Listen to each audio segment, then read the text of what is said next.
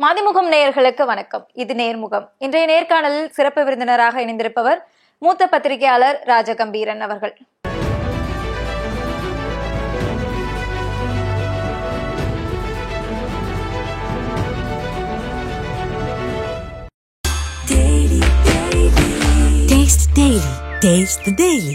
டயா booster சுகரை control பண்ணும், உங்க ஆரோக்கியத்தை மீட்டு தரும். சர்க்கரையை கட்டுப்படுத்துறதுக்கான எளிமையான வழிமுறை, இயற்கையான வழிமுறை. அனைத்து மருந்து கடைகளிலும் கிடைக்கும். வணக்கம்.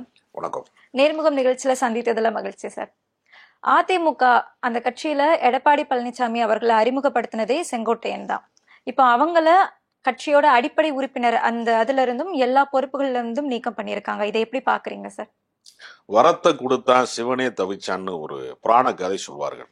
யார் தலையில நான் கை வச்சாலும் அவன் அதோட நாசமா போயிடணும் அப்படின்னு சொல்றது மாதிரி, யாரெல்லாம் தன்னை உருவாக்கினார்களோ தொடக்க காலத்திலே ஒரு உறவினர் சம்பந்தப்பட்ட சொத்து தகராறுனுடைய ஒரு மோசமான ஒரு படுகொலையில ஒரு வழக்கு சம்பந்தமாக தன்னை தற்காத்து கொள்வதற்காகத்தான் செங்கோட்டையனையே முதல் முறையாக எடப்பாடி பழனிசாமி சந்திக்கிறார்.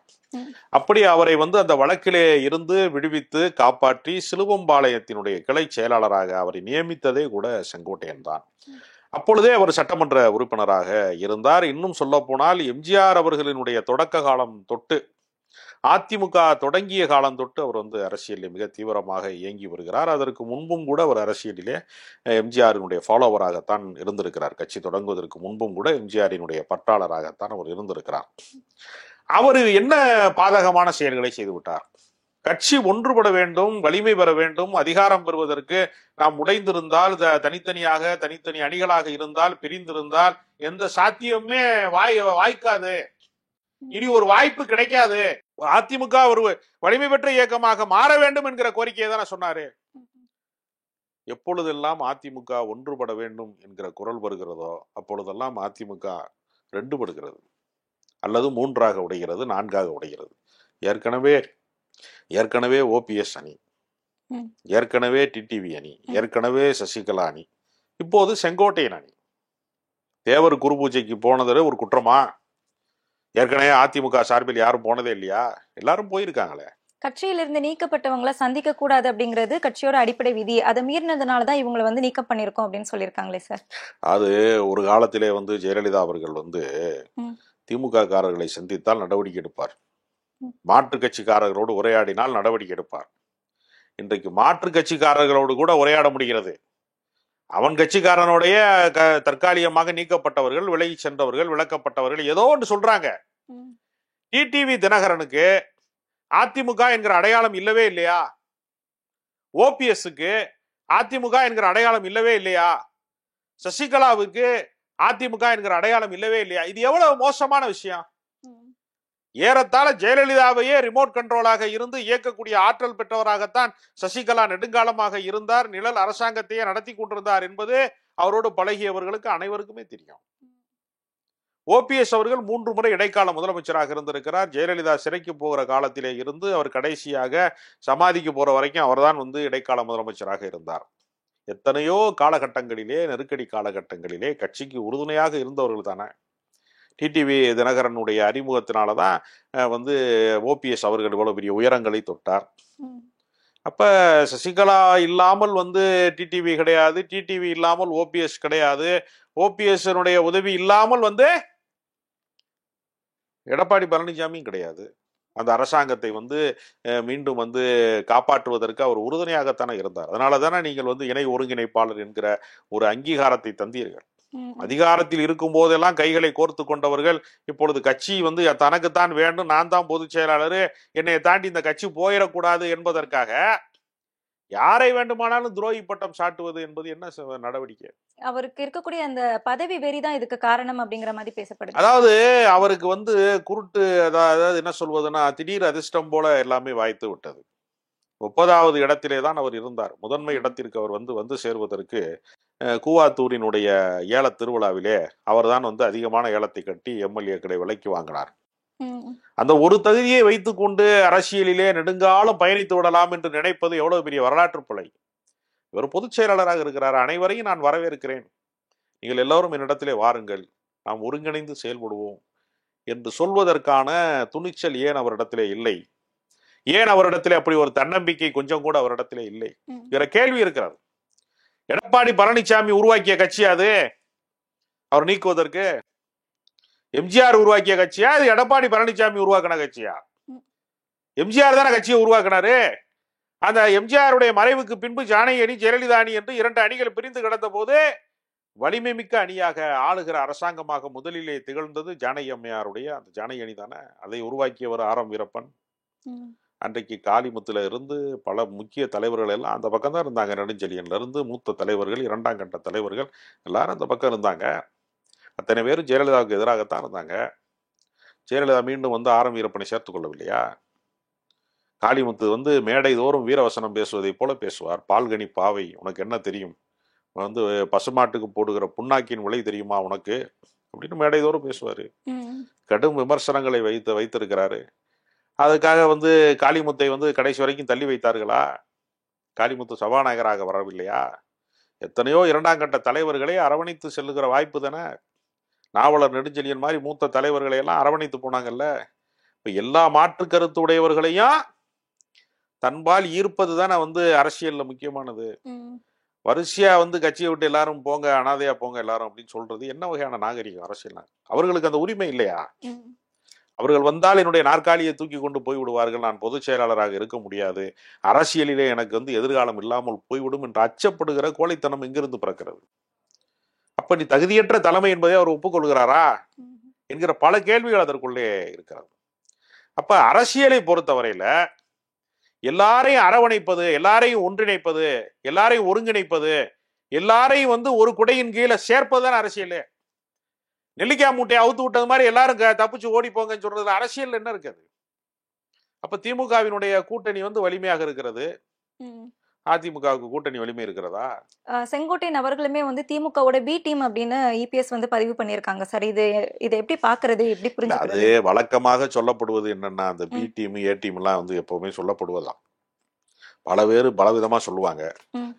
கொடநாடு எஸ்டேட்டிலே நடந்த காவலாளி கொலையிலிருந்து பல்வேறு சாட்சிய மரணங்கள் குறித்தெல்லாம் தீவிர விசாரணை நடத்தாதன் மூலமாக திமுக வந்து திமுகவினுடைய அரசாங்கம் வந்து எடப்பாடி பழனிசாமியை பாதுகாக்கிறது என்று கூட தான் சில பேர் சொல்றாங்க. எந்த குற்றச்சாட்டை வேண்டுமானாலும் யாரு வேண்டுமானாலும் சொல்லலாம். விஜய் கூட சொன்னாரு, திமுக வந்து பிஜேபிக்கு வந்து பி டீம். அப்ப யார் வேண்டுமானாலும் வாய்க்கு வந்ததை சொல்லலாம். திமுக வெறுப்பை வந்து ஒரு முதலீடாக வைத்துக் கொண்டுதான் அதிமுக அரசியல் செய்திருக்கிறார்கள் இவ்வளவு காலமாக என்கிற காரணத்தினால ஓபிஎஸ் வந்து சொல்றாரு திமுக தான் மறுபடியும் ஆட்சிக்கு வரும். ஓபிஎஸ் ஏன் சொல்றாரு? எங்களை ஒருங்கிணைக்க விட்டால் திமுக ஆட்சிக்கு வரும்னு சொல்றாரு. உடனே ஓபிஎஸ் வந்து திமுகவுடைய ஒரு அணியை சார்ந்தவர். அவர் சேரணும்னு நினைச்சா அன்வர் ராஜா மாதிரி வெளிப்படையா சேர்ந்துட்டு போறாரு. அவர் எதுக்கு வெளியில இருக்கணும்? டிடிவி தினகரன் அவர் ஒரு பி டீம். என்ன பி டீம்? ஒண்ணுமே கிடையாது. எல்லார் மேலையுமே வழக்கு விசாரணை என்கிற கத்தி தொங்கி கொண்டிருக்கிறது. எல்லாரையும் ஒரு துப்பாக்கி குறிவார்த்து கொண்டிருக்கிறது. மத்திய அரசாங்கம் என்கிற துப்பாக்கி குறிவார்த்து கொண்டிருக்கிறது. இதற்கு பயந்து கொண்டு இவர்கள் எல்லாருமே அரசியலிலே இவ்வளவு முரண்பாடுகள் இருக்கிறது, இவ்வளவு பிளவுகள் இருக்கிறது, இவ்வளவு பிரிவுகள் இருக்கிறது, இவ்வளவு அரசியல் இருக்கிறது. ஆனால் பாஜக ஆதரவு நிலைப்பாடு என்பதுல அதிமுகவினுடைய பிரிந்து கிடக்கிற அணிகள்ல யாராவது பாஜகவோடு முரண்படுகிறார்களா? எல்லாரும் பாஜகவிற்கு கொத்தடிமை வேலை செய்வதற்கு தயாரா இருக்காங்கல்ல. இதுவும் கூட பாஜகவோட சதி அப்படின்னு சொல்லப்படுது சார். என்ன அப்படின்னா, அதிமுகவை பலவீனமாக்குறதுக்காக அதுல இருந்த முக்கிய தலைவர்கள், மூத்த தலைவர்கள் எல்லாத்தையுமே தனித்தனியா பிரிச்சுட்டு வராங்களா அப்படிங்கிற கேள்வி வருது சார். இல்ல, பாஜக வந்து அதிமுகவினுடைய பிளவை வந்து பயன்படுத்தி கொள்கிறது என்பது உண்மைதான். அது ஒன்றும் மாற்றுக்கிறது கிடையாது. ஆனால் பாஜக மட்டுமே தான் அதை செய்கிறதா? நீங்க கிராமங்களில எல்லாம் சொல்லுவாங்க, ஊசி இடம் கொடுக்காம வந்து நூல் எப்படி நுழையும்பாங்க. அது மாதிரி நீங்கள் பிரிந்து கிடக்கிற காரணத்தினாலே, அதிமுக என்கிற கட்சி பிளந்து கிடக்கிற காரணத்தினாலே தான் இவர்கள் வந்து பாஜக உள்ள வர்றான். பாஜகவை தூக்கி எறிய முடியாத ஒரு நிலைமை ஏன் அதிமுகவுக்கு இருக்கிறது? எல்லாருமேலையும் சொத்து குவிப்பு வழக்கு இருக்கிறது, வழக்கு விசாரணை இருக்கிறது. இவ்வளவு சொத்துக்களையும் சேர்த்து வைத்து விட்டு சிறைச்சாலையில போய் இருக்க முடியுமா, ஜெயிலில் போய் கழுதிங்க முடியுமா என்கிற கவலை இருக்கிறது. அதனால பாஜக ஆதரவு நிலைப்பாட்டிலே வந்து இவர்கள் எல்லாருமே பயந்து கொண்டுதான் இருக்கிறார்கள். திமுக மீது என்ன வழக்கு இல்லாமலா இருக்கிறது? திமுக மீது விசாரணை இல்லாமலா இருக்கிறது? நீதிமன்ற நடவடிக்கைகள் இல்லாமலா இருக்கு? எதை வேண்டுமானாலும் சந்திப்போம் என்கிற தில் இருக்கிறது. இவர்கள் சரணாகதி தத்துவத்திலே இருக்கிறார்கள். கார்களை மாற்றிக்கொண்டு எடப்பாடி பழனிசாமி போனார் என்று சொல்கிறார். ஒரு காரை மட்டுமா மாற்றினாரு, கால்களை மாற்றிக்கொண்டே இருக்கிறார். ஜெயலலிதா காலு, சசிகலா காலு, அமித்ஷா காலு, மோடி காலுன்னு கால்களையும் மாற்றிக் கொண்டிருக்கிறார், கார்களையும் மாற்றிக் கொண்டிருக்கிறார். எனவே அடிமைத்தனம் அப்படியே தொடர்கிறது. பங்காளி சண்டையில யாரு பெரிய ஆளு என்று சொல்வதன் மூலமாக பகையாளியை ஏன் அனுமதிக்கிறீர்கள்? பாஜக தமிழ் சமூகத்திற்கு ஒரு பகைவனாகவே இருக்கிறது. தமிழ்நாட்டுக்கு தர வேண்டிய நிதியை தருவது கிடையாது, கல்வி நிதியை தருவது கிடையாது, தமிழ்நாட்டுக்கு எதையெல்லாம் செய்ய வேண்டுமோ அதையெல்லாம் செய்வது கிடையாது, வெள்ள நிவாரணம் வழங்குவது கிடையாது. தமிழ்நாட்டிலே மும்மொழி கொள்கை என்கிற பெயரிலே 3வது மொழியை திணிப்பதற்கு முயற்சி செய்கிறார்கள். அதற்காக கடந்த காலங்களிலே இந்திய எதிர்ப்பு போராட்டத்திலே உயிர் தியாகம் செய்து தமிழர்கள் இருமொழி கொள்கையை ஏற்படுத்தி வைத்திருக்கிறார்கள். இன்றைக்கு பீகாரில் இருக்கிறவர்கள், வட மாநிலத்து தொழிலாளர்களாக இருக்கிறவர்களுக்கெல்லாம் வாக்குரிமை தந்து தமிழ்நாட்டு அரசியலை கையகப்படுத்த வேண்டும் என்பதற்கான முயற்சியிலே இருக்கிறார். அதற்காக அவர்கள் கட்டுக்கதைகளை அவிழ்த்து விடுகிறார்கள். பீகாரிகள் எல்லாம் தமிழ்நாட்டிலே துன்பப்படுகிறார்கள் என்றெல்லாம் கூட பல கட்டுக்கதைகளை அவிழ்த்து விடுகிறார்கள். இதெல்லாம் எதற்காக செய்கிறார்கள் என்றால், பீகாரிகளை எப்படியாவது தமிழ்நாட்டினுடைய வாக்காளர் பட்டியலிலே சேர்க்க வேண்டும் என்கிற விஷமத்தனமான முயற்சிக்கு ஒத்திகை பார்க்கிறார்கள். அப்ப பீகாரிகளை சேர்க்கக்கூடாது என்று சொன்னால் தமிழர்கள் வெறுப்பு அரசியலிலே கையில் எடுக்கிறார்கள் என்று தமிழ்நாட்டிலே பாதுகாப்பாக இருக்கிறார்கள் வட இந்தியர்கள். பீகாரிகள் இங்கே யாரும் கஷ்டப்படல. பீகார் மாநிலத்திலே கஷ்டப்பட்டதனாலதான் கஷ்டத்தை தீர்ப்பதற்காக தங்களுடைய வறுமையை போக்குவதற்காகத்தான் தமிழ்நாட்டுக்கு வந்திருக்கிறார்களே தவிர இங்கு யாரும் கஷ்டப்படல. இங்கு அவர் நல்லாதான் இருக்கிறாங்க. நல்லா இல்லைன்னா அவங்க எங்க இருந்து புறப்பட்டு வர்றாங்க? இந்தியாவில் இருக்கக்கூடிய மாநிலங்களிலேயே மிகவும் வறுமை கோட்டுக்கு கீழே இருக்கக்கூடிய முதன்மை மாநிலமாக பீகார் இருக்கிறது. அப்ப இப்படி எல்லாம் பீகாரிகளை தமிழர்கள் கொடுமைப்படுத்துகிறார்கள் என்றெல்லாம் பேசுகிறார்களே, இதையெல்லாம் கண்டித்து அறிக்கை விடக்கூடிய துப்பு இருக்கிறதா எடப்பாடி பழனிசாமிக்கு? தைரியம் இருக்கிறதா? பாஜகவிடத்தை நான் இப்படி பேசியது நீங்கள் தவறு. தமிழர்கள் நாங்கள் ஒருபோதும் பிற மொழி பேசுகிறவர்களையோ பிற மாநிலத்துக்காரர்களையோ நாங்கள் யாரையும் துன்புறுத்தியது கிடையாது. வந்தாரை வாழ வைக்கக்கூடிய பூமி என்றெல்லாம் பேசுகிறக்கூடிய தைரியம் இருக்கிறதா? சரணாகதி தத்துவம். டெய்லி ஒரு ஆளை கட்சியை விட்டு வெளியே தூக்கி போடுறதுல என்ன ஒரு வெற்றி பெற போறாரு? ஒவ்வொரு செங்கலையா பிரிச்சு வெளியே எறிகிறாரு. இந்த எம்ஜிஆர் மாளிகை கடைசியில் என்னவா இருக்க போகுது? எல்லா செங்கலையும் பிரிச்சுட்டா வெட்ட வெளியாக போகுது. அதிகார மையத்திற்கு ஒரு நாள் அதிமுக வரவே முடியாது. ஓபிஎஸ் சொல்லுவது கசப்பாக இருக்கலாம், ஆனால் அதான் உண்மை. சார், இப்ப கோபிச்செட்டிப்பாளையம் அந்த தொகுதியில செங்கோட்டையனுக்கு ஆதரவு அதிகமா இருக்கு. அந்த தொகுதியில அடுத்தடுத்து வெற்றி பெற்றுட்டும் வந்திருக்காங்க. ஆனா ஏபிஎஸ் அவங்க எப்படி மென்ஷன் பண்ணிருக்காங்க அப்படின்னா, கோபியில இவர் ஒரு சிற்றரசர் போல இருந்திருக்காரு, இப்பதான் அந்த மக்களுக்கு விடுதலை கிடைச்சிருக்கு அப்படிங்கிற மாதிரி சொல்லியிருக்காரு. இதை எப்படி புரிஞ்சுக்கிறது சார்? 9 முறை எம்எல்ஏவாக இருந்திருக்கிறார். செங்கோட்டையன் செல்வாக்கு மிக்கவராக இருக்கிறார். நான் கோபிச்செட்டிப்பாளையத்திற்கு போன போது வேறொரு விழாவுக்கு போன போது செங்கோட்டையன் அந்த மக்களுக்கு தங்களில் ஒருவராக கருதி பேசினார்கள். செங்கோட்டையனை யார் வேண்டுமானாலும் எப்பொழுது வேண்டுமானாலும் சந்திக்கலாம், மக்களோடு உரையாடக்கூடிய மக்களோடு மக்கள் பிரதிநிதியாக மட்டுமல்லாமல் மக்களோடு மக்களாக தன்னை கருதி கொள்ளக்கூடிய ஒரு எளிய தொண்டனாக பழகக்கூடிய வாய்ப்பு பெற்றவர் செங்கோட்டையன். எனவே அவர் சிற்றரசராக இருக்கிறார் என்று பேசுவதெல்லாம் ஒரு பொறாமைக்குரிய விஷயம். கோபிச்செட்டிப்பாளையத்திலே என்னால் அரசியல் செய்ய முடியாது, செங்கோட்டையனை தாண்டி என்னால் அரசியல் செய்ய முடியாது என்று அவர் நினைக்கிறாரா என்று தெரியவில்லை. ஏன்னா அவர் மாவட்ட கழக செயலாளராக, அமைப்பு செயலாளராக, கட்சியின் முதன்மை பொறுப்பாளராக, ஏன் ஜெயலலிதா அவர்கள் அரசியல் டூர் போறப்பெல்லாம், அரசியல் சுற்றுலா போறப்பெல்லாம், உலா போறப்பெல்லாம், தமிழ்நாடு முழுக்க தேர்தல் பயணங்கள் பிரச்சார பயணங்கள் போகிற போதெல்லாம் செங்கோட்டையன் தான் கூகுள் மேப். அவர் தான் ப்ரோக்ராம் போடுவாரு. அவர் சொல்படிதான் ஜெயலலிதாவே கேட்பாங்க. ஜெயலலிதா யார் சொல்றதே கேட்பாங்களா? யார் சொல்றதையும் கேட்க மாட்டாங்க. செங்கோட்டையன் சொன்னா கேட்பார்கள். அந்த அளவிற்கு நம்பிக்கைக்குரியவராக அவர் இருந்திருக்கிறார். அப்ப ஜெயலலிதா யாரையெல்லாம் விசுவாசி என்று வர்ணித்தாரா அவரை பூராமே துரோகிங்கிறார் எடப்பாடி பழனிசாமி. ஜெயலலிதா முதலமைச்சராக இருக்கிற போது எடப்பாடி பழனிசாமி எத்தனாவது இடத்துல இருந்தாரு? அவர் கூவாத்தூரிலே தேர்ந்தெடுக்கப்படுவதற்கு முன்பு அவரை யாருக்காவது தெரியுமா? யாருக்குமே தெரியாத. அப்ப அவர் பிரபலமாக இருந்தாரா? சேலம் மாவட்டத்துக்காரர்களுக்கு வேண்டுமானால் ஒருவேளை தெரிந்திருக்கலாம், இந்த மாவட்டத்தின் அமைச்சராக இருந்திருக்கிறார் என்பதனால தெரிந்திருக்கலாம். தமிழ்நாடு முழுக்க அறியப்பட்ட ஆளுமையாக இருந்தார். ஆனா செங்கோட்டையன் எல்லாராலையும் அறியப்பட்ட ஆளுமையாக இருந்திருக்கிறாரு. ஓபிஎஸ் தமிழ்நாடு முழுக்க அறியப்பட்ட ஆளுமையாக இருந்திருக்கிறாரு. டிடிவி தினகரன் கூட தமிழ்நாடு முழுக்க அறியப்பட்ட ஆளுமையாக இருந்திருக்கிறாரு. சசிகலா எல்லாம் அறியப்பட்ட ஆளுமையாக தான் இருந்திருக்காங்க. இவர் திடீர்னு முளைச்சு 30வது இடத்துல இருந்தவர் திடீர்னு முதல் இடத்துக்கு வந்துட்டோம்னு யாரு எந்த சசிகலா அவருக்கு இந்த வாய்ப்பை தந்தார்களோ அவர்களை அரசியலிலே இருந்து அப்புறப்படுத்துகிற வேலையை சிறப்பாக செஞ்சாரா இல்லையா? அவர் சிறைச்சாலைக்கு போயிட்டு திரும்பி பார்ப்பன அக்ரஹார சிறைச்சாலையில இருந்து திரும்பி வருகிற போது குடநாட்டிலே இருக்கக்கூடிய ரகசிய பிரமாணங்களை எல்லாம், தஸ்தாவேஜுகளை, முக்கியமான டாக்குமெண்ட்டை பூராமே கைப்பற்றி அவருடைய அரசியல் சாம்ராஜ்யத்தையே சரித்து விட்டாரா இல்லையா? அஸ்தமனம் ஆக்கி விட்டாரா இல்லையா எடப்பாடி பழனிசாமி? அப்ப எடப்பாடி பழனிசாமிக்கு நன்றி உணர்ச்சி என்பது இருக்கிறதா இல்லையா என்கிற கேள்வியை அவர்கள் கேட்கிறார்கள். துரோகம் செய்வதற்காக ஒருவருக்கு நோபல் பரிசு தர வேண்டும், உலக அளவிலே ஒருவருக்கு விருது தர வேண்டுமானால் அதை எடப்பாடிக்கு கொடுத்து விடுங்கள் என்று செங்கோட்டையன் சொல்றார். அப்ப எவ்வளவு மனவேதனைப்பட்டிருப்பார்கள். அதனால கட்சி எல்லாருக்குமானது. இந்த கட்சி என்னோட கட்சி, நீ வராத உள்ள. எம்ஜிஆர் மாளிகை தான் அதிமுக. எம்ஜிஆர் மாளிகைக்குள்ளே நான் தான் இருப்பேன், நீ வரக்கூடாது என்று சொல்வதற்கான உரிமை அவருக்கு இருக்கிறதா கேட்டா இது ஒழுங்கு நடவடிக்கை அவர் சொல்றாரு. ஆனால் மூத்த தலைவர்களை நிராகரிப்பது, கட்சியினுடைய முக்கிய பிரமுகர்களை நிராகரிப்பது என்பது ஒரு சரியான போக்கா என்கிற கேள்வி இருக்கிறது. இப்போ இந்த கட்சியில இருந்து மூத்த தலைவர்கள் நிறைய பேரை வந்து நீக்கம் பண்ணியிருக்காங்க. இவங்க எல்லாத்தோட அடுத்த கட்ட நடவடிக்கை எப்படி இருக்கும் சார்? உங்களோட மூவ் எப்படியா இருக்கும்? இல்ல, அவர்கள் ஒரு அணியை உருவாக்குவார்கள். இப்ப கொங்கு மண்டலத்தின் கட்சியாக அதிமுக சுருங்கி விட்டதா என்கிற ஒரு கேள்வி இருக்கிறது.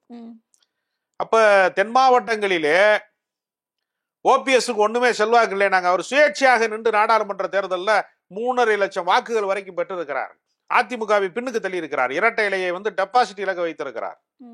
அப்ப அவர் செல்வாக்கே இல்லாதவர்னு எப்படி சொல்ல முடியும்? காவிரி டெல்டா பகுதிகளிலே வந்து டிடிவி தினகரனுக்கு என்று ஒரு வாக்கு வங்கி இருக்கிறது. அது வெற்றி பெறுகிற வாக்கு வங்கியாக வேண்டுமானால் இல்லாமல் இருக்கலாம். ஆனால் வெற்றி தோல்வியை தீர்மானிக்கக்கூடிய, வித்தியாசங்களை உருவாக்கக்கூடிய ஒவ்வொரு தொகுதியிலையும் 10,000 ஓட்டு 5,000 ஓட்டை பிரிச்சாங்கன்னா அதிமுக தோற்று போய்விடுமே.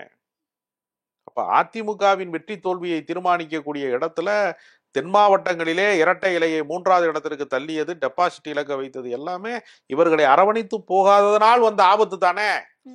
எதற்காக விஜய் கட்சிக்காரர்களை பார்த்து ஐயோ யாரோ கொடியசைத்து விட்டார்கள், பிள்ளையார் சொல்லி போட்டு விட்டார்கள் என்றெல்லாம் எடப்பாடி பேச வேண்டிய அவசியம் என்ன இருக்கிறது? உங்கள் கட்சியை வலிமைப்படுத்தினால் விஜய் மாதிரி கத்துக்குட்டிகளோடு, விஜய் மாதிரி அரசியலிலே முதல் கட்ட காலடி எடுத்து வைப்பவர்களோடு எல்லாம் கை கொடுக்க வேண்டிய அவசியம் 4.5 ஆண்டு காலம் முதலமைச்சராக இருந்த எடப்பாடிக்கு என்ன தேவை இருக்கிறது? எடப்பாடி வந்து விஜயோடு அனுசரித்து போக வேண்டிய அவசியமே வராது. உங்கள் கட்சியை நீங்கள் வலிமையாக வைத்திருக்க வேண்டும். ஒரு படகுல வந்து ஓட்ட விழுகுது, ஒரு படகுல வந்து தண்ணீர் புகுது அப்படின்னா அதை அடைப்பதா, இல்லை இன்னொரு படகு வருது சொல்றதா? அதனால தங்களுடைய கட்சியை காப்பாற்றுவதற்கான முயற்சியை எடப்பாடி பழனிசாமி செய்யவில்லை. அதனால இவர்களை நிராகரிப்பதன் மூலமாக அதிமுக பலவீனப்படுகிறது. இவங்கெல்லாம் ஒண்ணுமே இல்லைன்னா அவர்களை விட அறிவில் சிறந்தவரா, அவரு ஆற்றலில் சிறந்தவரா, ஆளுமை பண்பிலே சிறந்தவரா, இல்லை எம்ஜிஆரை போல ஜெயலலிதாவை போல வசீகரம் நிறைந்தவரா, மக்கள் சக்தியை வந்து தன் பக்கமாக தீர்ப்பக்கூடிய பெரிய ஆற்றல் பெற்றவரா? எதுவுமே இல்லையே. பணம் செலவழித்தாரு, எம்எல்ஏக்களை விலக்கி வாங்கினாரு, ஜெயலலிதா மறைவுக்கு பின்பு இருந்த வெற்றிடத்தை அவர் நிரப்பி கொண்டார். அதனால அவர் ஆளுமை மிக்க தலைவராகி விட்டார் என்று நம்ம சொல்ல முடியாது. என்ன அவர் பக்கம் வந்து பொதுக்குழு இருக்கிறது, செயற்குழு இருக்கிறது, இரட்டை இலை சின்னம் வந்து எடப்பாடி பக்கம் தான் இருக்கிறது. இதையெல்லாம் வைத்துக்கொண்டு பாஜக அவர்களோடு பேரம் பேசி கொண்டிருக்கிறார்கள். இந்த குதிரை ஓடும் என்பதற்காக பந்தயம் கட்டுகிறார்கள். குதிரை படுத்து விட்டால் என்ன ஆகும்? இந்த குதிரை ஓடவில்லை என்றால் என்ன ஆகும் அப்படிங்கிற ஒரு கேள்வி இருக்கிறது. அந்த கேள்விக்கு வருகிற தேர்தல் வந்து விடை சொல்லும்.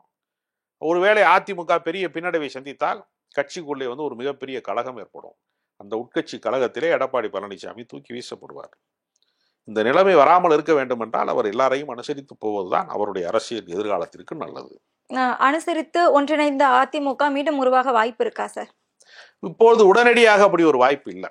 இவர்கள் ஒரு தென்மண்டல கட்சி மாதிரி இவர்கள் ஒன்றை உருவாக்குவார்கள். அதுவும் தேவர் குரு பூஜையான டயத்துல இது அதற்காக நீக்கப்பட்டார் என்பதனால ஏற்கனவே முக்குளத்தோர் சமூகம் வந்து எடப்பாடி மீது ஒரு கோபத்தில் இருக்கிறார்கள்.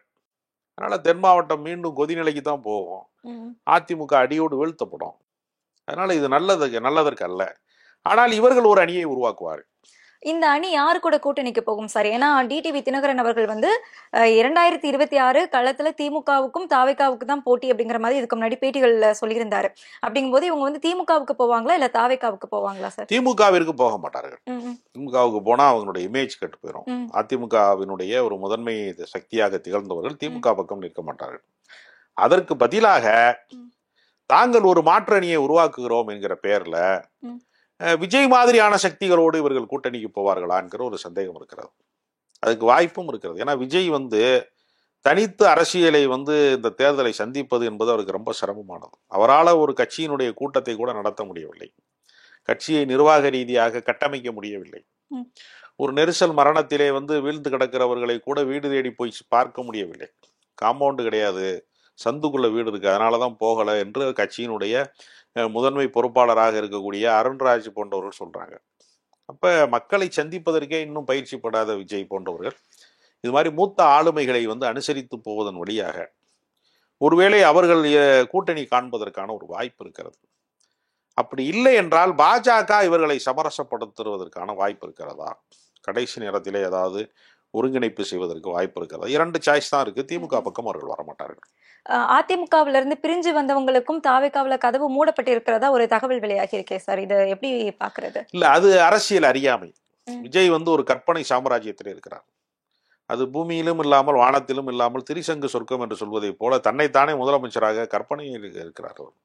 தனக்கு பின்னால் ஒரு கூட்டம் வருகிறது என்பதை மட்டுமே வைத்துக் கொண்டு ஒரு முதலமைச்சராகி விடுவார் என்று சொல்வது மாதிரி ஒரு அபத்தம் எதுவுமே கிடையாது. ஏன்னா அறிவிக்கப்படாமலே நகைக்கடை திறப்போலாக போன நயன்தாராவுக்கு 60,000 பேர் வந்துட்டான் பார்க்கறது. அதனால தமிழ்நாட்டின் அடுத்த புரட்சி தலைவி நயன்தாரா தான் தேசிய தலைவியாக மாறி இந்திரா காந்தி இடத்த அவங்க பிடிச்சிருவாங்கன்னு சொன்னா எவ்வளவு கேலிக்குரியதோ அது மாதிரி தான். நடிகர்களை பார்ப்ப எப்பொழுதுமே ஒரு கூட்டம் வரும், நடிகையை பார்க்க ஒரு கூட்டம் வரும். அதனாலதான் ஜவுளி கடை திறப்பு விழாவில இருந்து நகை கடை திறப்பு விழாவில இருந்து எந்த சோப்பை போட்டு நம்ம குளிக்கணுங்கிறதுல இருந்து எல்லாத்துக்கும் விளம்பரத்துக்கு அவர்களை பயன்படுத்திக் கொள்வார்.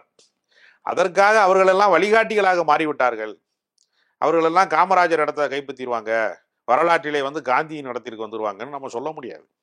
எம்ஜிஆருடைய இடம் என்பது வேறு, பேரறிஞர் அண்ணாவின் இடம் என்பது. ஒரு கட்சியிலேயே இருந்தால் கூட, ஒரு இயக்கத்திலேயே இருந்தால் கூட கலைஞரினுடைய வரலாற்று பெருமை பல இடங்களிலே எம்ஜிஆரால் பெற முடியாதது. நிர்வாக கட்டமைப்பிலே காமராஜருக்கு நிகரான ஒரு நிர்வாக கட்டமைப்பு கொண்ட ஒரு பெரிய தலைவராக, ராஜதந்திரியாக கலைஞர் திகழ்ந்திருக்கிறார். அவர் கொண்டு வந்த திட்டங்கள் அதிகம். தமிழ்நாட்டை ஒரு நவீன சிற்பியாக மாற்றி இருக்கிறார், ஒரு நவீன இந்தியாவிற்கான முன்மாதிரியாக மாற்றி இருக்கிறார். அதனால நடிகர்களுடைய வசீகரம் அவர்களுக்கு இருக்கலாம், அவர்களுக்கு பெரிய கூட்டம் இருக்கலாம், அவர்கள் பின்னால் பெரிய அணி திரளலாம். ஆனால் வரலாற்றிலே ஆற்ற வேண்டிய கடமைகள் என்று ஒன்று இருக்கிறது. அரசியல் என்பது வெறுமனே வேடிக்கை காட்டுவதல்ல, அது ஒரு வேடிக்கை வினோத நிகழ்ச்சி அல்ல. அதை தாண்டி செயல் திட்டம் வேண்டும். அது பற்றிய எந்த அறிவுமே விஜய் கட்சிக்காரர்களுக்கு சேர்ந்ததாக தெரியவில்லை. வருகிற பட்சத்திலே இதையெல்லாம் புரிந்து கொள்வார்கள். அதிமுகவில இருந்து செங்கோட்டையன் அவர்கள் நீக்கப்படுவார் அப்படின்னு சொல்லிட்டு செய்தியா வந்திருக்கும் போது இது எனக்கு அதை திரும்ப செங்கோட்டையன் கிட்ட கேட்கும் போது மகிழ்ச்சி தான் அப்படிங்கிற மாதிரி சொல்லியிருப்பாங்க சார். ஆனா இன்னைக்கு பேட்டிகள்ல இது நான் கண்ணீர் சிந்துகிறேன், வருத்தப்படுகிறேன் அப்படிங்கிற மாதிரி சொல்லியிருப்பாங்க. இப்படி மாத்தி மாத்தி பேசுறதை எப்படி புரிஞ்சு? மாற்றி மாற்றி பேசல. நீண்ட காலம் கட்சிக்காரனாக நான் வாழ்ந்திருக்கிறேன், அதை நீ அப்புறப்படுத்துகிறாய் என்பது எனக்கு வருத்தம் அளிக்கிறது.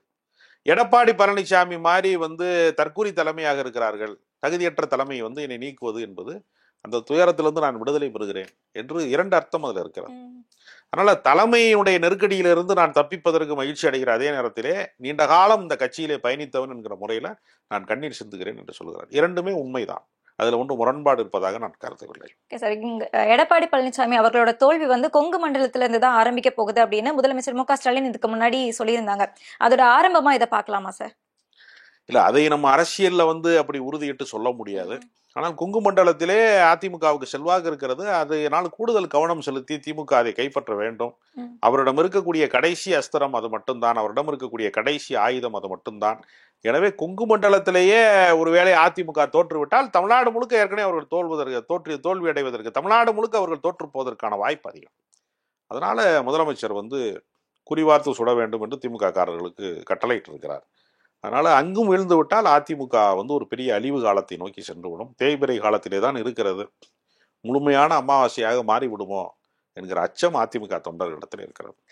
கடந்த 1 மாசமா கரூர் சம்பவம் அது பேசு பொருளாகவும் தாவேகா அவங்க தான் எல்லா பக்கமுமே பேசு பொருளா இருக்காங்க. இப்போ அது குறித்து தல அஜித் அவர்கள் ஒரு கருத்தை பகிர்ந்திருக்காங்க. இதுக்கு தனிநபர் பொறுப்பேற்றுக்க முடியாது, எல்லாருமே காரணம் அப்படிங்கிற மாதிரி சொல்லியிருக்காங்க. இது எப்படி எடுத்துக்கிறது சார்? அவர் அப்படி சொல்லல, தனிநபர் மட்டுமே காரணம் அல்ல, தனிநபரும் காரணம் தான்.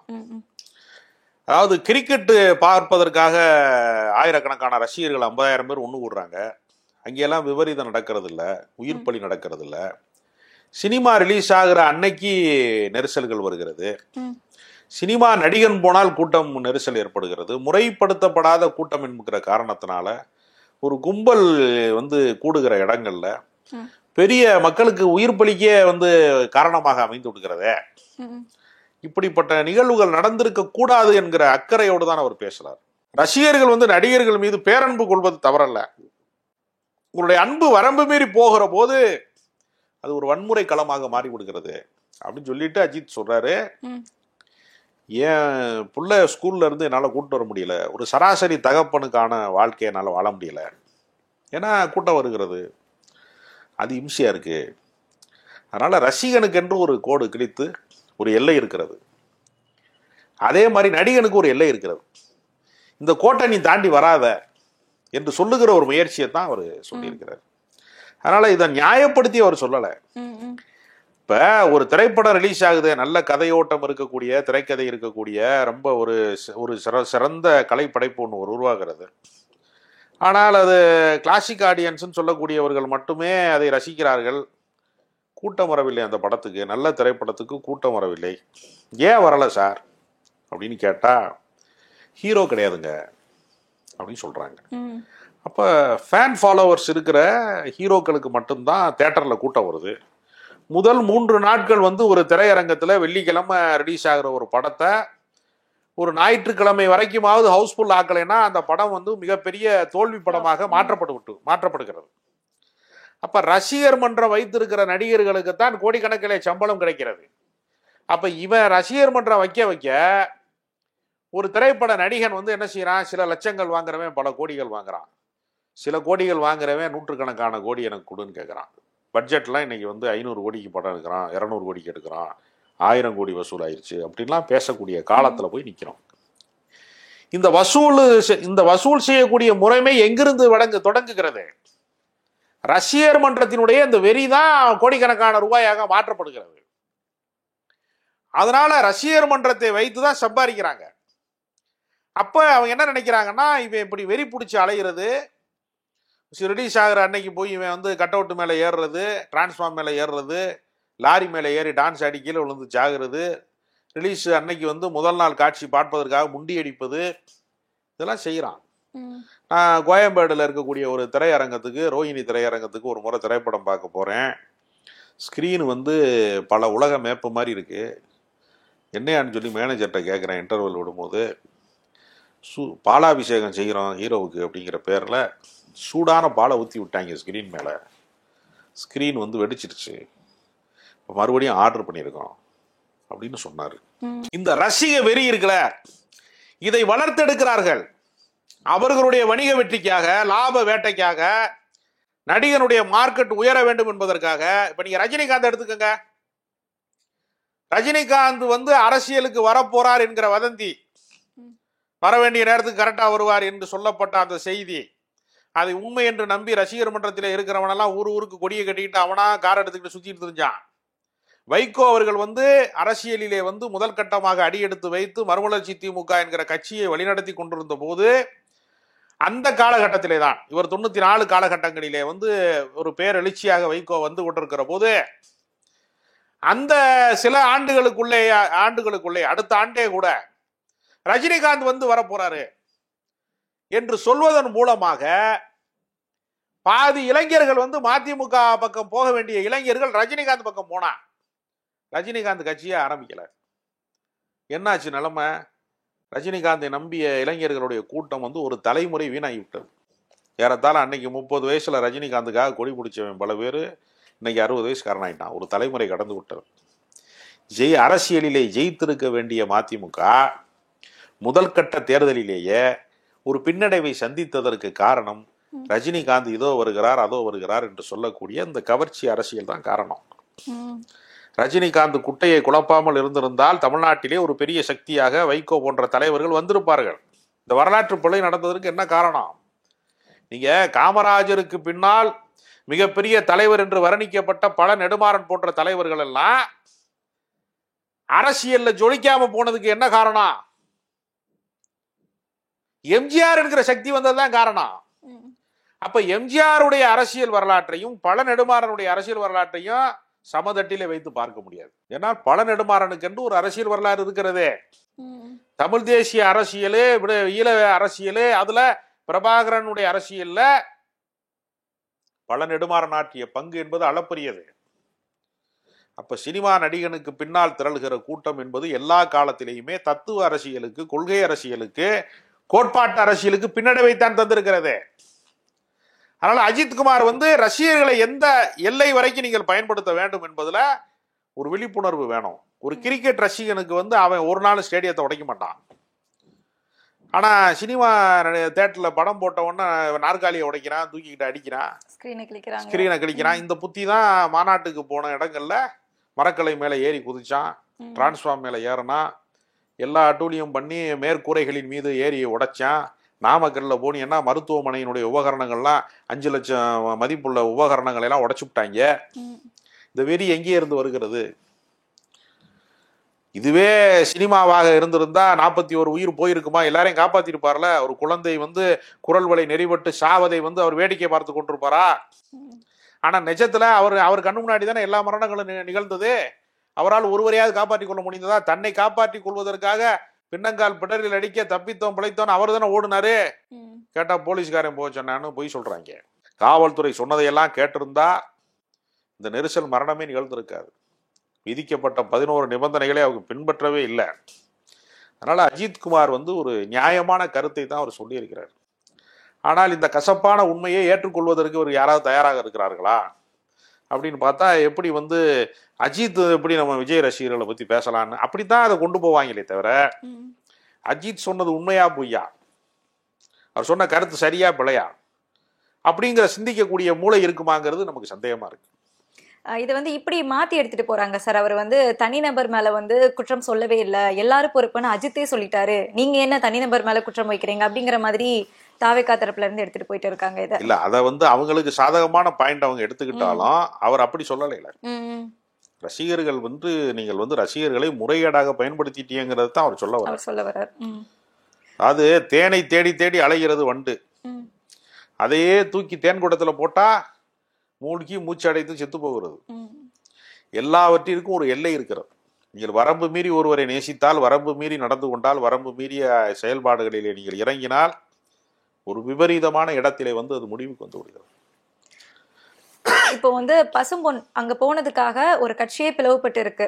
ஆனா தாவேகா தலைவர் விஜய் அவர்கள் யாரா இருந்தாலும் சரி, நீங்க எங்க வீட்டுக்கு வந்துக்காங்க, நான் உங்களுக்கு மரியாதை செலுத்துறேன் அப்படின்னு சொல்லி வீட்டுக்குள்ள போட்டோ வச்சு மரியாதை செலுத்திருக்காரு. இது எப்படி எடுத்துக்கிறது சார்? விஜய் அவர்களுக்கு அரசியல் அனுபவம் இல்லை என்பது மட்டுமல்ல, அரசியலுடைய அடிப்படை அறிவே இல்லை என்பதற்கான அடையாளம். பல தலைவர்கள் என்ன செய்யறாங்கன்னா, பசும்பொன்னுக்கு போக முடியவில்லை என்று சொன்னால், பசும்பொன் முத்துராமலிங்கனாருடைய சிலை மவுண்ட் ரோட்டிலே அண்ணா சாலையிலே இருக்கக்கூடிய நந்தனத்திலே இருக்கிறது. அங்கு போய் மாலை அணிவிப்பார்கள். அப்ப மக்களை சந்திக்காமல் ஒரு தலைவன் மக்களின் தலைவனா எப்படி மாறுவது? ஒருத்தர் நல்ல குடும்ப தலைவங்க, சரி, அதனால குடும்பத்துக்கே வரமாட்டாருங்க, அவரு வீட்டுக்கே வரமாட்டாருங்க அப்படின்னா நல்ல குடும்ப தலைவனாக ஏற்க முடியுமா? பள்ளிக்கூடத்துக்கே வரமாட்டாருங்க, நல்ல ஆசிரியருங்க அவரு, அவர் வாத்தியாராவது ஏத்துக்கிற முடியுமா? முடியாது. டாக்டரு ஹாஸ்பிட்டல் இருக்க மாட்டாருங்க, நல்ல டாக்டருங்க. அப்ப எப்படி சார் டாக்டர் ஆக முடியும்? அவர் டாக்டரே கிடையாதுன்னு அர்த்தம். நடைமுறையில அவர் பயனற்றவராயிடுறாரு. களத்துக்கு வரவே மாட்டான்னு சொன்னா அவர் எப்படி கட்சியின் தலைவராக இருப்பாரு? இது ஒரு வினோதமான விஷயம் இல்லையா? ஷூட்டிங் வராத ஒரு நடிகர் ஆக முடியுமா?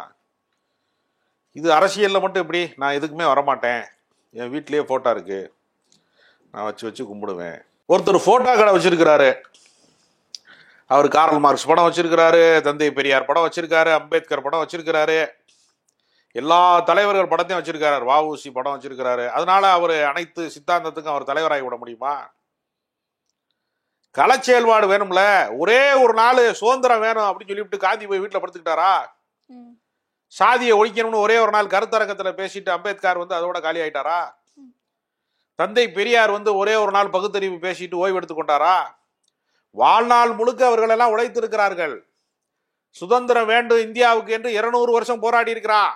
முதல் சுதந்திர போராட்டம் தோற்று இருக்கிறது. தொடர்ந்து அடுத்தடுத்த தலைமுறைகள் தலைவர்கள் உருவாகி கொண்டே இருந்திருக்கிறான், தொண்டர்கள் உருவாகி கொண்டே இருந்திருக்கிறான். தொடர் போராட்டத்திலே தான் அது நிகழுமே தவிர ஒரு நாள்ல நடக்குமா? ஒரு நாள் முதலமைச்சர்னு சினிமா எடுத்தான்.